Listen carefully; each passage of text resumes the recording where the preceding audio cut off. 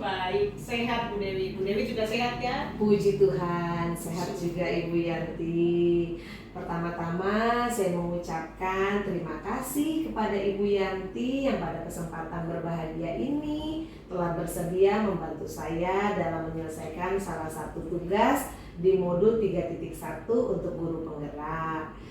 Saya mengaturkan terima kasih karena Ibu Yanti pada kesempatan kali ini bersedia untuk berbagi pengalaman ketika mengalami dilema etika yang terjadi di sekolah KBTK Tarakanita 3 ini. Sebelumnya saya mau bertanya, apakah Ibu Yanti bersedia untuk bertanya jawab dengan saya di pagi ini, Bu Yanti? Baik Bu Dewi, sebelumnya luar biasa ya Bu Dewi ya. Saya ikut senang Bu Dewi bisa masuk ke dalam perekrutan calon guru penggerak. Dan saat ini kalau Ibu Dewi ingin bertukar pikiran dengan saya, sungguh luar biasa. Semoga nanti yang ditanyakan Bu Dewi bisa saya jawab dengan baik sehingga membantu kelancaran dalam tugas calon guru penggerak nanti. Baik, siap Ibu Yanti. Kalau sudah bisa kita mulai, akan saya mulai dengan beberapa pertanyaan ya Bu Silakan, Yanti. Bu Dewi.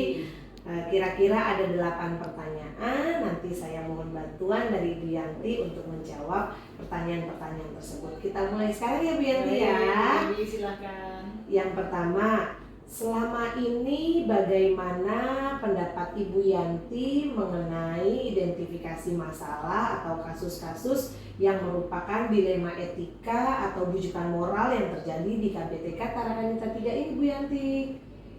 Baik, saya coba jawab Ibu Dewi ya. Iya Bu. Ketika menghadapi masalah yang berhubungan dengan kasus dilema etika dan bujukan moral, saya selalu melihat dua sisi dengan mengidentifikasi masalah yang lebih sulit atau mudah dalam penyelesaiannya. Yang saya selesaikan adalah masalah yang lebih sulit terlebih dahulu agar memberikan impact yang positif atau pengarahan terkait dengan keputusan yang diambil. Wah, luar biasa sekali Bu Yanti. Jadi kita harus melihat dari permasalahan yang lebih sulit dahulu, begitu ya Bu? Nah, untuk pertanyaan yang selanjutnya, selama ini bagaimana Ibu Yanti menjalankan pengambilan keputusan di sekolah ini, terutama untuk kasus-kasus di mana ada dua kepentingan yang sama benar atau sama-sama mengandung nilai kebijakan? Baik Bu Dewi, selama ini saya melakukan identifikasi kasus dari berbagai sudut pandang, kemudian menimbang secara matang mana yang paling benar dan kebutuhan tersebut menguntungkan banyak orang, tidak ada yang dirugikan. Wow, luar biasa sekali. Jadi mementingkan kepentingan banyak pihak, begitu ya Bu ya. Wah. Nah, untuk langkah-langkah atau prosedur seperti apa sih Bu Yanti yang biasanya Ibu Yanti lakukan selama ini yang terkait di sekolah kita ini? Baik Bu Dewi, langkah-langkah yang saya lakukan yaitu mengidentifikasi masalah, melakukan pengumpulan fakta yang terjadi, menentukan siapa yang terlibat, menganalisis benar dan salah, kemudian alternatif solusinya bagaimana, dan membuat keputusan, serta meninjau hasil keputusan yang telah diambil tersebut.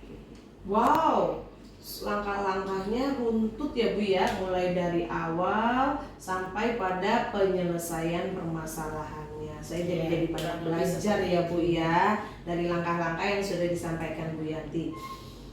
Nomor selanjutnya Bu, pertanyaan selanjutnya, hal-hal apa saja yang selama ini Ibu Yanti anggap efektif dalam pengambilan keputusan pada kasus-kasus dilema etika yang terjadi di TK Tarakanita 3?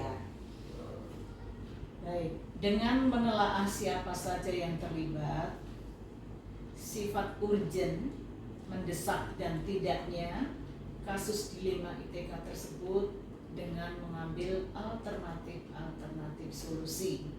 Oh, dicari alternatif solusi dulu Solusinya ya. bagaimana? Alternatif. Oke, wah baik sekali nih kebijakannya Ibu Yanti ya. Hal-hal apa saja yang selama ini menjadi tantangan Bu ketika menghadapi penyelesaian kasus dilema etika tersebut? Kiranya ada tantangan ketika Ibu Yanti mengambil keputusan pada kasus-kasus tersebut. Kira-kira apa saja nih kalau saya boleh tahu tantangannya bagi Ibu Yanti? Tantangan dalam pengambilan keputusan pada kasus-kasus dilema etika itu biasanya mencari keputusan yang terbaik. Oh iya. Karena keduanya merupakan masalah yang sama-sama benar. Sehingga dalam mengambil keputusan harus menguntungkan kedua belah pihak dan tidak boleh ada salah satu yang dirugikan. Oh iya ya, jadi untuk kepentingan banyak orang dan jangan merugikan pihak yang lain. Begitu. Wah, hebat sekali nih Bu Yanti. Jika saya boleh bertanya lagi, apakah Ibu Yanti memiliki tata kala atau jadwal tertentu dalam sebuah penyelesaian kasus dilema etika? Apakah Bu Yanti langsung menyelesaikan di tempat atau memiliki sebuah jadwal untuk menyelesaikannya di hari kemudian, dan bentuknya bagaimana prosedurnya ketika Ibu Yanti menjalankan penyelesaian kasus-kasus dilema etika tersebut? Oke. Dalam pengambilan keputusan dilema etika ini, kami tidak mempunyai jadwal khusus. Oh, nggak ada ya Bu? Ya, tetapi ada tata kelola dan menganalisa, mempertimbangkan dan memusyawarahkan kasus yang terjadi secara formal maupun non formal. Oke, Intinya tidak ada jadwal secara khusus. jadi ketika ada kasus langsung diselesaikan, begitu ya Bu. Pertanyaan selanjutnya, adakah seseorang atau faktor-faktor yang selama ini mempermudah atau membantu Ibu Yanti dalam pengambilan keputusan ketika penyelesaian kasus-kasus dilema etika? Baik, dalam mengambil keputusan ini saya selalu mengajak semua warga sekolah, ya guru, ya TU, dan pembantu pelaksana, Ya Bu. atau wali murid, Oh, wali murid. atau orang-orang yang memiliki kedekatan secara personal dengan yang mengalami permasalahan. Jadi dalam hal ini banyak pihak Bu yang membantu saya dalam mencari alternatif solusinya. Oh, begitu ya. Jadi walaupun tidak ada tata kelola jadwal, tapi pihak-pihak yang terkait sekitar sekolah kita atau yang terdekat dengan penyelesaian gitu semua diajak Ibu Yanti untuk terlibat ya Bu ya. Jadi tidak langsung keputusan kepala sekolah yang menjadi penentu ya Bu ya. Banyak yang terlibat di situ. Wow, mantap sekali. Nah, sekarang pertanyaan saya yang terakhir nih Bu Yanti. Oke, Bu. Dari semua hal-hal yang telah Ibu sampaikan, kira-kira pembelajaran apa yang dapat Ibu Yanti petik sebagai pengalaman ketika pengambilan keputusan dilema etika tersebut, Bu? Pembelajaran yang dapat saya ambil dalam kasus dilema etika ini adalah ya saya menjadi lebih bijaksana dalam menganalisis sebuah permasalahan untuk dijadikan pertimbangan menentukan solusi yang tepat dan terbaik. Oh, menjadi Ya. lebih bijaksana gitu Lebih ya, Bu. bijaksana. Siap. Mengambil keputusan. Dalam mengambil keputusan. Oke. Jadi kalau umpamanya terdapat kasus membuat Ibu Yanti sebagai seorang pemimpin menjadi bijaksana dalam menganalisis dari setiap segi-segi ya Bu ya. Betul banget, Bu Dewi. Luar biasa Masih ada lagi, Bu loh. Dewi. Sudah Bu Yanti, saya sangat senang sekali dengan jawaban-jawaban yang disampaikan oleh Ibu Yanti. Semoga dari pertanyaan dan jawaban yang sudah kita diskusikan boleh jadi pembelajaran baik bagi saya di kemudian hari, begitu Bu Yanti. Baik Bu Dewi, kita saling belajar. Saling Dengan belajar. adanya kasus kita bisa lebih pengalaman. Saya mengucapkan banyak terima kasih atas segala bantuan dari Ibu Yanti. Kiranya Ibu Yanti juga semakin tangguh dalam menyelesaikan setiap permasalahan yang ada di TK Tarakanita 3. Ya harapannya sih tidak ada kasus-kasus begitu ya Bu ya.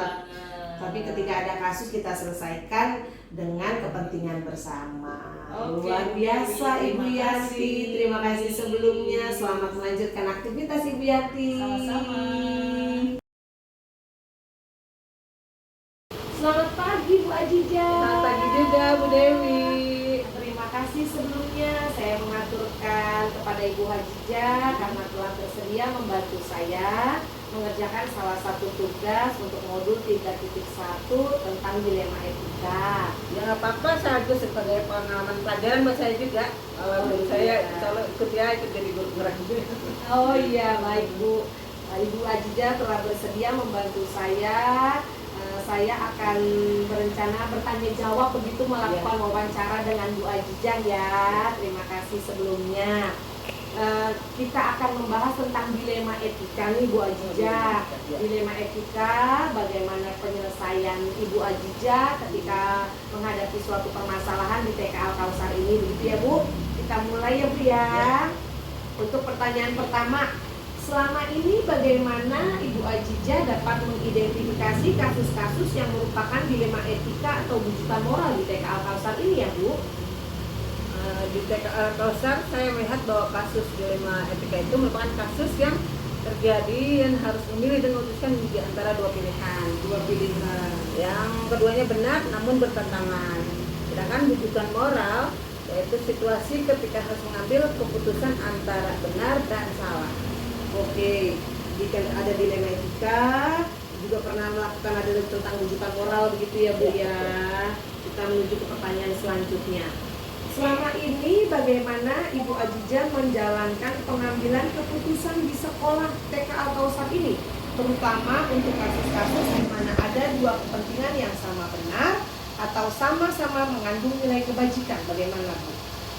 Ya, sebelum mengambil keputusan dalam dilema etika, terlebih dahulu dilihat dulu fakta yang terjadi, siapa yang terlibat, lalu menganalisis benar dan salahnya, lalu membuat alternatif solusi dan membuat keputusan dan melihat kembali hasil keputusan yang diambil. Oke, tahapan-tahapannya berarti lengkap ya Bu, dari Ya. pengumpulan fakta-fakta, penyelesaian, Analisis, analisis, alternatif, ya. melihat kembali. Luar biasa sekali Bu Ajija.